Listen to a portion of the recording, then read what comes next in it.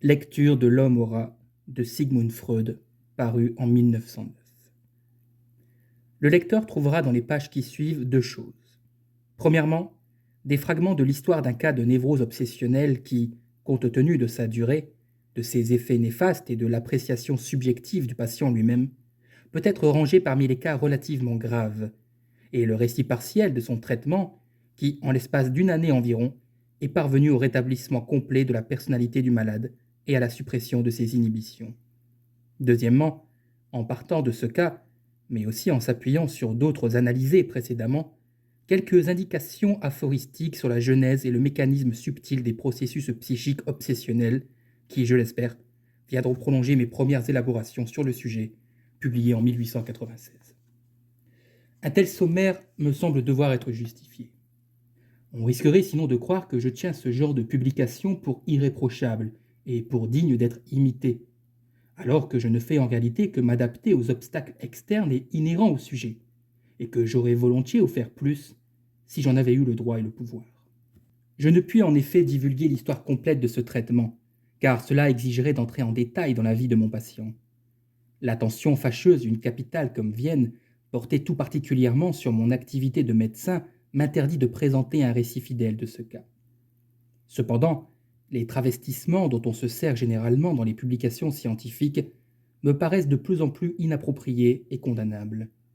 S'ils sont limités, ils ne remplissent pas leur objectif qui est de protéger le patient de la curiosité indiscrète.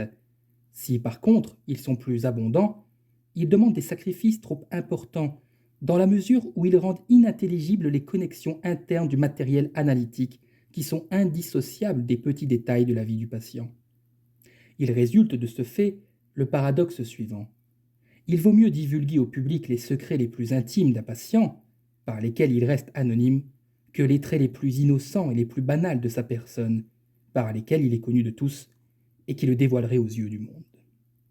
Si telle est mon excuse pour avoir réduit de façon si drastique l'histoire de ce cas et de son traitement, je dispose en revanche d'une explication bien plus pertinente pour avoir limité mon propos à quelques résultats isolés de l'investigation psychanalytique des névroses obsessionnelles. Je reconnais que je ne suis pas parvenu jusqu'à présent à percer la structure complexe d'un cas grave de névrose obsessionnelle sans laisser le moindre résidu obscur, et qu'il me serait impossible dans la reconstitution d'une analyse de rendre perceptible à d'autres cette structure, à travers les différentes surimpositions du traitement analytique. Ce sont les résistances des malades et leur forme d'expression qui rendent cette tâche si ardue. Mais il faut dire également qu'une névrose obsessionnelle n'est pas en soi et pour soi une chose facile à comprendre, et que sa compréhension est beaucoup plus difficile que celle d'un cas d'hystérie. En réalité, on aurait dû s'attendre au contraire.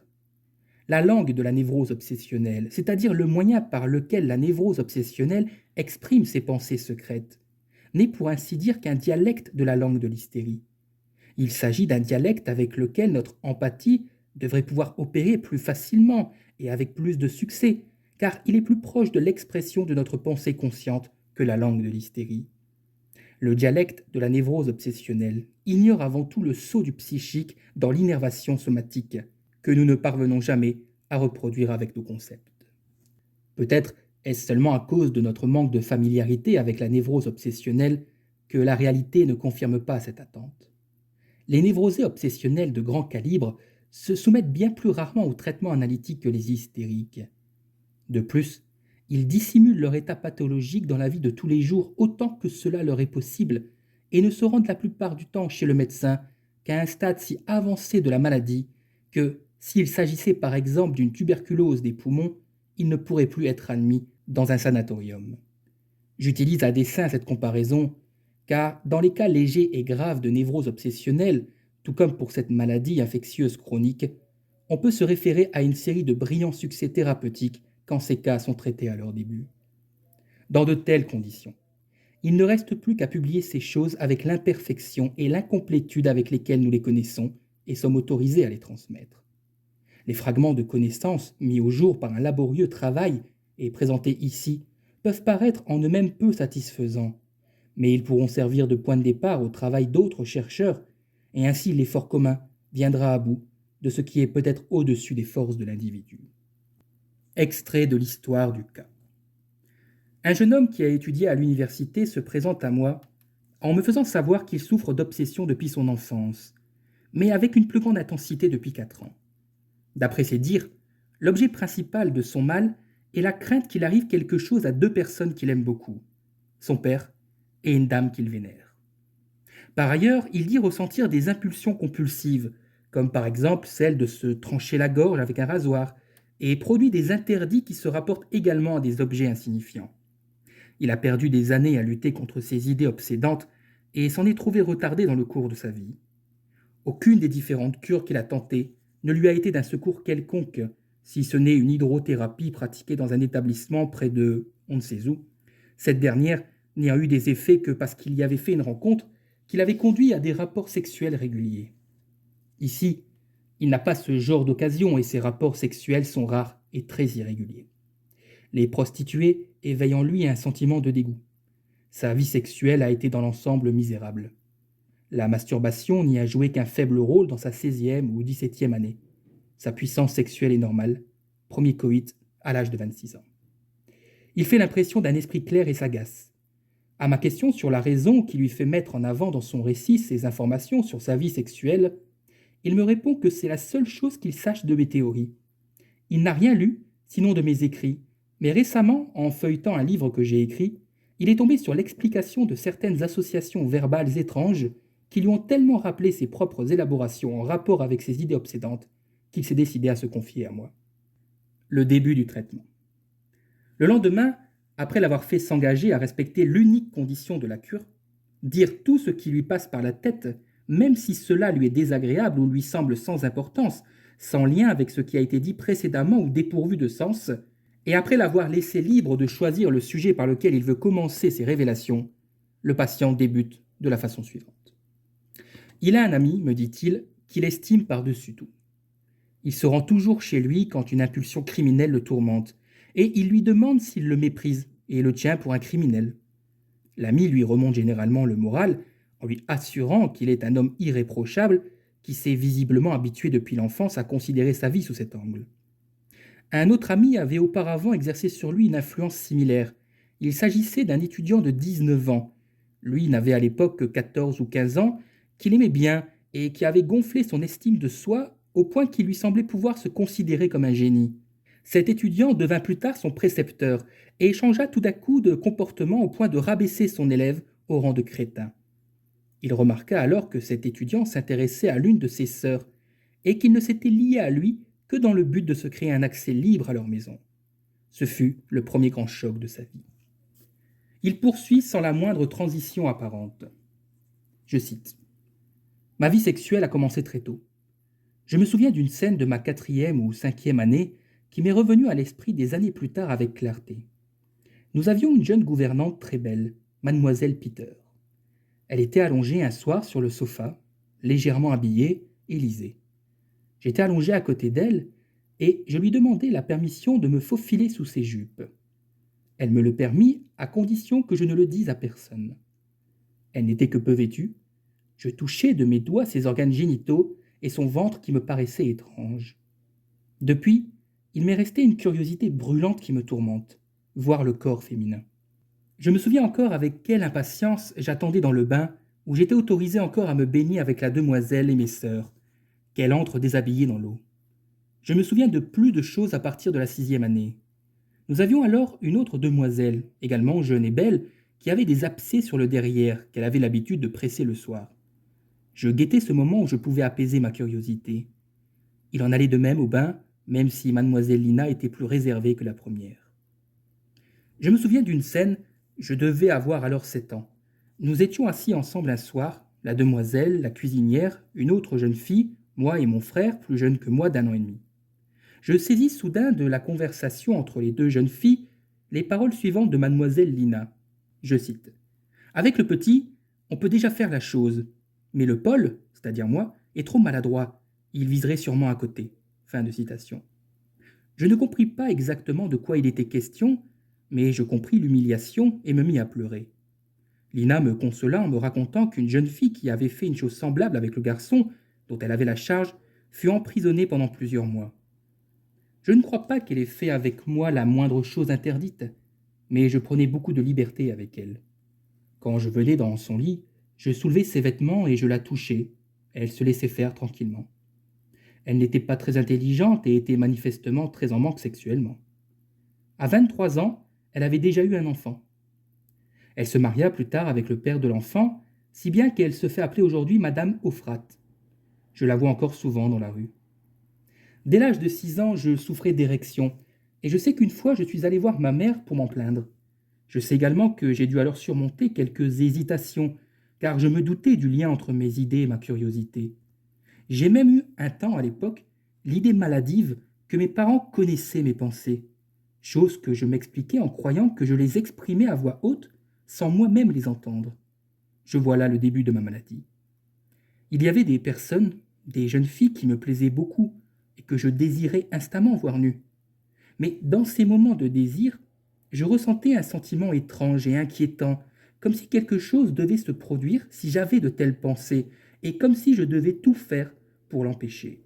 Des pensées ayant pour objet la mort de mon père ont très tôt et pendant longtemps occupé mon esprit. Elles me plongeaient dans un état de grande tristesse. Fin de citation. J'apprends à cette occasion avec étonnement que son père, sur lequel porte encore aujourd'hui ses craintes compulsives, est mort depuis plusieurs années.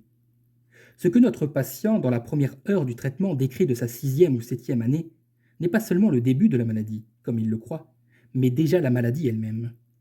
Une névrose obsessionnelle complète à laquelle il ne manque aucun élément essentiel, à la fois le noyau et le modèle du mal ultérieur, un organisme élémentaire, pour ainsi dire, dont l'étude seule peut nous donner une idée de l'organisation complexe de sa maladie actuelle. Nous voyons ainsi l'enfant sous l'emprise d'une composante pulsionnelle sexuelle, la curiosité de voir, dont le résultat est le désir qui s'éveille chaque fois avec une grande intensité de voir nues les personnes féminines qui lui plaisent. Ce désir correspond à l'idée obsessionnelle et compulsive qui apparaît par la suite. S'il n'a pas encore un caractère compulsif, cela vient du fait que le moi ne s'est pas encore posé en opposition complète à ce désir et ne le ressent pas comme quelque chose qui lui est étranger. Pourtant déjà, une opposition à ce désir s'élève de quelque part, car l'apparition de celui-ci s'accompagne régulièrement d'un affect douloureux. Il y a manifestement un conflit dans la vie psychique du jeune libidineux. À côté du désir compulsif se trouve une crainte compulsive qui lui est intimement liée. À chaque fois qu'il pense à un désir de ce genre, il ne peut s'empêcher de craindre que quelque chose de terrible se produise.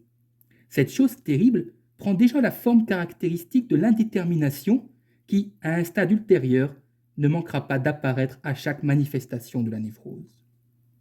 Mais il n'est pas difficile de découvrir chez l'enfant ce qui se cache derrière le voile de l'indétermination. Si l'on peut obtenir du patient un exemple pour l'une des généralités floues de sa névrose obsessionnelle, on peut être sûr que cet exemple est lui-même la chose originelle et véritable qui cherche à se cacher derrière cette tendance à la généralisation. La crainte obsessionnelle de notre patient, si on la restitue à son sens originel, a le contenu suivant. Je cite: Si j'ai le désir de voir une femme nue, mon père devra mourir. Fin de citation. L'affect douloureux prend clairement la teinte de l'inquiétante étrangeté et de la superstition et commence déjà à générer des impulsions qui s'imposeront plus tard dans les mesures de protection adoptées par le patient. Nous avons donc une pulsion érotique et une rébellion contre elle, un désir et une crainte qui luttent contre ce désir, un affect douloureux et un penchant impulsif vers des actes de défense. L'inventaire de la névrose est complet. Certes, il y a encore quelque chose d'autre, une sorte de construction délirante au contenu étrange. Les parents du patient connaîtraient ses pensées parce qu'ils les expriment sans même les entendre. Nous risquons peu de nous tromper si nous percevons dans cette tentative infantile d'explication la préscience de ces processus psychiques remarquables que nous appelons inconscients, sans l'aide desquels nous ne pouvons clarifier scientifiquement ces faits obscurs. Je cite: J'exprime mes pensées sans les entendre. Fin de citation. Cette affirmation sonne comme une projection vers l'extérieur de notre propre hypothèse, à savoir que le patient a des pensées sans rien savoir d'elles. Cette phrase a l'allure d'une perception endopsychique du refoulé. Nous reconnaissons clairement la situation suivante. Cette névrose élémentaire infantile a déjà son problème et son absurdité apparente, comme toute névrose complexe d'un adulte. Qu'est-ce que peut bien signifier cette idée que le père doit mourir quand s'éveille chez l'enfant le désir libidineux déjà mentionné? Est-ce là pur non-sens? Ou bien existe-t-il des moyens de comprendre cette phrase et de la saisir comme la conséquence nécessaire de processus et de présupposés antérieurs? Si nous appliquons à ce cas de névrose infantile des conceptions élaborées ailleurs, nous devons alors supposer que dans ce cas également se sont produits avant la 6e année du patient des expériences traumatiques, des conflits et des refoulements qui eux-mêmes sont tombés par la suite dans l'amnésie, mais ont laissé comme résidu le contenu particulier de cette crainte compulsive. Nous apprendrons plus tard dans quelle mesure il nous est possible de retrouver ces expériences oubliées, ou du moins de les reconstruire avec un certain degré de certitude. En attendant, il nous importe de souligner le fait, qui n'est probablement pas une simple coïncidence, que l'amnésie infantile de notre patient se termine à sa 6e année. Un début de névrose obsessionnelle chronique dans la tendre enfance, accompagné de désirs libidineux de ce genre auxquels se rattachent des attentes étranges et inquiétantes et une tendance à accomplir des actes de défense, est une chose que je connais de plusieurs autres cas. C'est un début tout à fait typique, même s'il ne s'agit vraisemblablement pas de l'unique type possible. Encore un mot sur les expériences sexuelles précoces de ce patient avant que nous passions au contenu de la 2e séance. Il serait bien difficile de ne pas les qualifier de particulièrement riches et prégnantes. Il en va de même des autres cas de névrose obsessionnelle dont j'ai pu faire l'analyse. La caractéristique de l'activité sexuelle précoce ne fait jamais défaut, contrairement à ce qui se passe avec l'hystérie. La névrose obsessionnelle laisse percevoir bien plus clairement que l'hystérie le fait que les moments qui forment la psychonévrose ne sont pas à rechercher dans la vie sexuelle actuelle du patient, mais dans sa vie sexuelle infantile. La vie sexuelle présente du névrosé obsessionnel peut souvent paraître complètement normale aux chercheurs superficiels. Elle offre souvent beaucoup moins de moments pathogènes et d'anormalité que celle de notre patient. Je cite. Je crois qu'aujourd'hui, je veux commencer par l'expérience qui m'a fait venir chez vous. C'était en août, durant un exercice militaire à on ne sait où. J'étais auparavant dans un état lamentable. Je me torturais avec toutes sortes de pensées obsédantes qui cessèrent pourtant rapidement au cours de l'exercice. Il me tenait à cœur de montrer à l'officier de carrière qu'un gars comme moi n'avait pas seulement étudié, mais qu'il était capable également d'endurer. Un jour, nous faisions une petite marche à partir de on ne sait où. Durant une halte, je perdis mon pince-nez, et bien que j'eusse pu facilement le retrouver, je ne voulus pas retarder notre départ. J'y renonçai donc, mais j'adressai un télégramme à mon opticien à Vienne pour qu'il m'envoie immédiatement un autre pince-nez. À cette même halte, je pris place entre 2 officiers, dont l'un, un capitaine au nom tchèque, allait devenir pour moi une personne importante. J'éprouvai une certaine peur devant cet homme, car il aimait manifestement la cruauté. Je ne veux pas dire que c'est quelqu'un de mauvais, mais au repas des officiers, il s'était prononcé plusieurs fois en faveur de l'introduction de châtiments corporels, au point que j'avais dû le contredire énergiquement. Au cours de cette halte, nous nous mîmes à discuter et le capitaine raconta qu'il avait lu la description d'un châtiment particulièrement horrible pratiqué en Orient. Fin de citation. Il s'interrompt à ce point du récit, se lève et me prie de le dispenser de la description des détails de ce châtiment. Je lui assure que pour ma part, je n'ai pas la moindre inclination pour la cruauté, ni certainement le moindre désir de le tourmenter, mais que je ne puis bien sûr pas lui offrir quelque chose dont je ne dispose pas. Il pourrait tout aussi bien me demander de lui offrir 2 comètes. Le dépassement des résistances est, lui dis-je, un commandement de la cure, et nous ne pouvons absolument pas nous placer au-dessus de cet impératif. Je poursuivis. Je cite. Je ferai par contre tout ce que je peux pour deviner le sens entier de ce que vous suggérez. Vous avez peut-être en tête l'empalement? Non, ce n'est pas cela. On renverse sur le derrière du condamné un pot, et par la suite on y introduit des rats qui creusent et perforent. Fin de citation.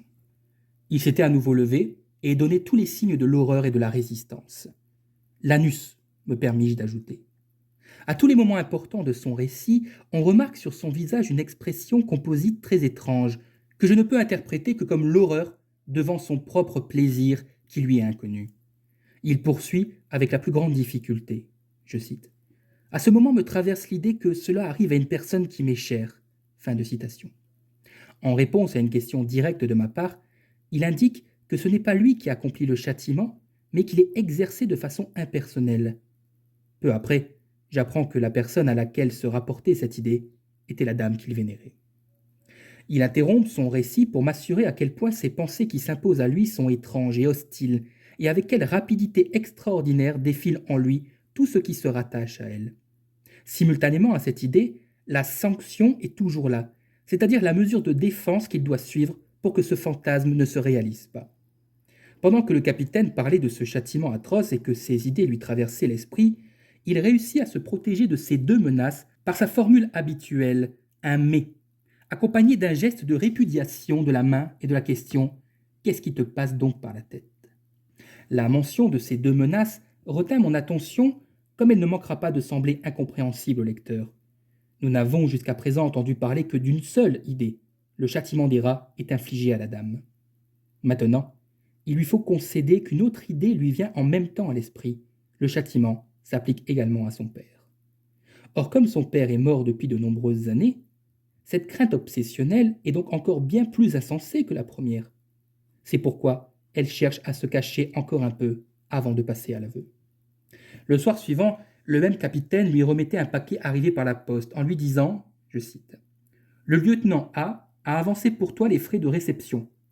Tu dois les lui rembourser. » Fin de citation. Dans le paquet se trouvait le pince-nez commandé par télégraphe. Mais au même moment, se forme dans son esprit une sanction, ne pas rembourser l'argent, sinon la chose se produira.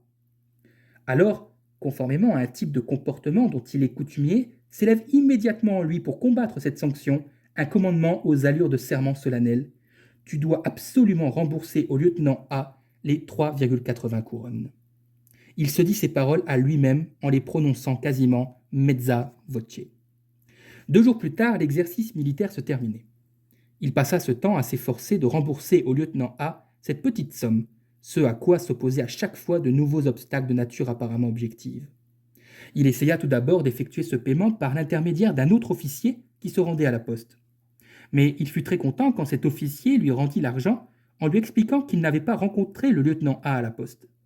En effet, cette façon d'accomplir son serment ne le satisfaisait pas, car elle ne s'accordait pas à l'être de celui-ci. Tu dois absolument rendre l'argent au lieutenant. Finalement, il rencontra la personne A recherchée, mais celle-ci refusa son argent en lui indiquant qu'elle n'avait avancé aucune somme d'argent pour lui, et que ce n'était pas lui, mais le lieutenant B qui s'occupait de la poste. Le patient était désormais très préoccupé par le fait qu'il ne pouvait pas tenir son serment puisqu'il reposait sur un présupposé erroné. Il se forgea alors une porte de sortie très étrange. Il irait à la poste avec les deux monsieur, A et B, là-bas. A donnera les 3,80 couronnes à la demoiselle de la poste, qui ensuite les remettra à B. Ainsi, conformément à la lettre de son serment, il aura rendu à A les 3,80 couronnes. Je ne m'étonnerai pas d'apprendre que la compréhension du lecteur bute ici, car le récit détaillé que m'a fait le patient des événements extérieurs de ces jours-là et de ses réactions souffre en effet de contradictions internes et semble à l'écouter d'une confusion sans remède. Ce ne fut que lors du troisième récit que je parvins à lui faire percevoir ces confusions et à mettre à nu les illusions du souvenir et les déplacements auxquels il avait succombé. Je m'épargne ici la restitution de ces détails dont nous aurons tôt fait de saisir l'essentiel. Je me contente d'ajouter qu'à la fin de la deuxième séance, il se comportait comme quelqu'un d'abasourdi et de confus. Il s'adressa plusieurs fois à moi en me disant, je cite, « Monsieur le capitaine », fin de citation. Visiblement, parce qu'au début de l'heure, j'avais fait remarquer que je n'étais pas moi-même quelqu'un de cruel comme le capitaine M, et que je n'avais pas l'intention de le tourmenter inutilement. Je n'obtins ensuite de lui, durant cette heure, que cette autre information. Dès le début, et y compris lors de toutes ses craintes antérieures qu'il puisse arriver quelque chose aux êtres qui lui étaient chers, il situait ses châtiments non seulement dans la vie temporelle, mais dans l'éternité et l'au-delà. Il avait été, jusque dans sa 14e ou 15e année, quelqu'un de scrupuleusement religieux, puis avait progressivement évolué vers la libre pensée qui le caractérise aujourd'hui. Il résout la contradiction en se disant à lui-même, je cite, « Que sais-tu de la vie dans l'au-delà? Qu'en savent les autres? On ne peut en effet rien savoir. Tu ne risques donc rien? Alors vas-y, fais-le. » Fin de citation. Cet homme, par ailleurs, si perspicace, tient cette forme de raisonnement pour irréprochable et exploite l'incertitude de la raison sur cette question au profit de cette vision religieuse du monde qu'il a pourtant dépassée. Lors de la troisième séance, il termine le récit très caractéristique de ses efforts pour tenir son serment obsessionnel. Le soir avait lieu la dernière réunion des officiers avant la fin de l'exercice militaire. Il lui revint la tâche de dire quelques mots de remerciement au toast porté aux messieurs de la réserve. Il parla bien, mais comme un somnambule, car son serment le tourmentait toujours en secret. La nuit qu'il passa fut épouvantable. Arguments et contre-arguments se livraient bataille dans son sommeil. L'argument principal était bien sûr que la présupposition de son serment, à savoir que le lieutenant A avait payé pour lui les frais, n'était pas valide. Mais il se consolait en pensant que la chose n'était pas encore finie, puisque A ferait demain matin avec lui une partie du chemin à cheval jusqu'à la gare P, de sorte qu'il aurait le temps de lui demander ce service. Il ne le fit pourtant pas. Il laissa A bifurquer, mais il chargea son ordonnance de lui faire savoir qu'il lui rendrait visite l'après-midi. Il arriva lui-même à la gare à 9h30 du matin, déposa ses bagages et fit toutes sortes de courses dans la petite ville. Il avait l'intention ensuite de rendre visite à A. Le village où A était stationné se trouvait environ à 1 heure de voiture de la ville P. Le trajet en train jusqu'à l'endroit où était la poste prenait 3 heures. Ainsi pensait-il qu'après l'exécution de son plan compliqué, il aurait juste le temps de prendre le train pour Vienne qui partait le soir. Les idées qui se livraient bataille en lui étaient les suivantes. D'un côté, c'est une lâcheté de sa part. Il veut manifestement s'épargner le désagrément d'avoir à demander ce sacrifice à A et de passer pour un fou à ses yeux. C'est pourquoi il se permet de passer outre à son serment. De l'autre, c'est au contraire une lâcheté de sa part s'il accomplit son serment, car il ne cherche par là qu'à apaiser ses obsessions. Quand dans sa délibération les arguments opposés s'avéraient aussi équilibrés, il se laissait généralement guider par des événements fortuits, comme s'il s'agissait là du jugement de Dieu. Ce fut la raison pour laquelle il dit oui au porteur à la gare quand celui-ci lui demanda, je cite, « C'est pour le train de 10 heures, monsieur le lieutenant ?» Fin de citation. Il partit à 10 heures, s'étant ainsi créé un fait accompli qui le soulageait grandement. Il avait également fait une réservation auprès du conducteur pour la table d'hôte.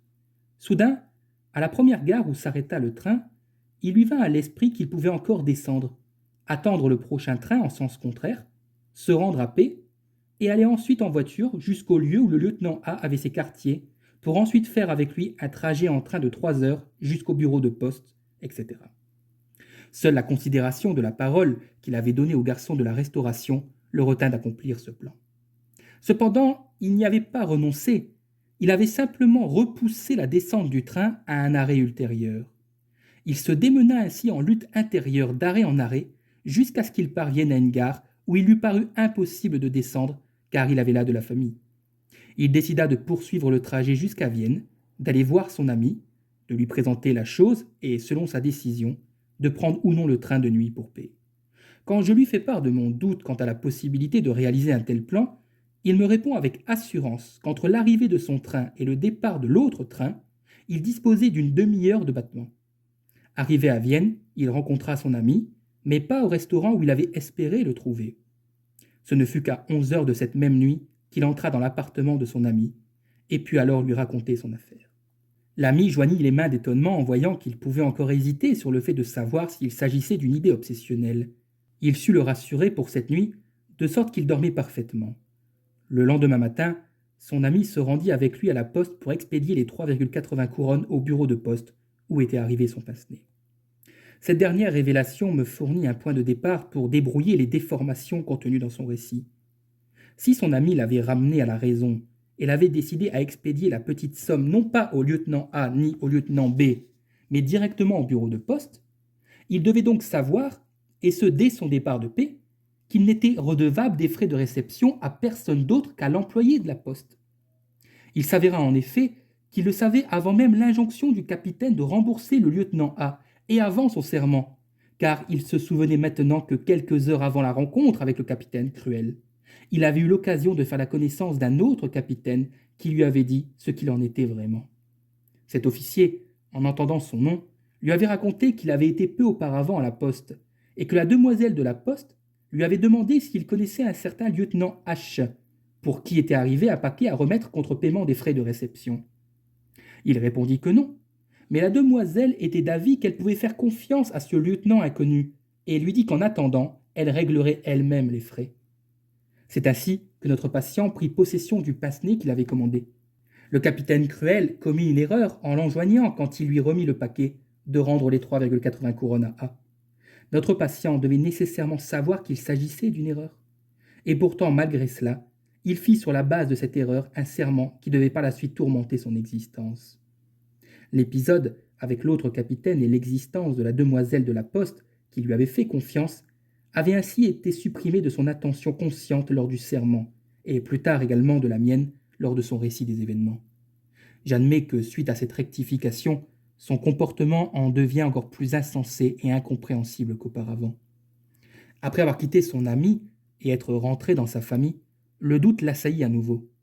Les arguments de son ami n'étaient à ses yeux pas différents des siens. Il ne se trompait pas sur le fait que l'apaisement temporaire qu'il avait produit en lui n'était dû qu'à l'influence personnelle de cet ami. La décision d'aller consulter un médecin s'insérait dans son délire de la façon ingénieuse suivante. Il voulait, d'après ses dires, se faire délivrer par un médecin un certificat qui établirait qu'il avait besoin pour le recouvrement de sa santé d'accomplir l'acte qu'il avait imaginé entre lui et le lieutenant A. Ce dernier se laisserait certainement convaincre par le certificat du médecin d'accepter de lui les 3,80 couronnes. Le hasard voulut qu'un de mes livres tombât entre ses mains juste à ce moment-là, ce qui orienta son choix du médecin vers ma personne. Il ne fut pas question avec moi de ce certificat. Très raisonnablement, il n'exigeait que d'être libéré de ses obsessions. Des mois plus tard, au plus fort de sa résistance au travail de l'analyse, réapparut une fois la tentation de faire le voyage jusqu'à P, d'y trouver le lieutenant A et d'exécuter avec lui la comédie du remboursement.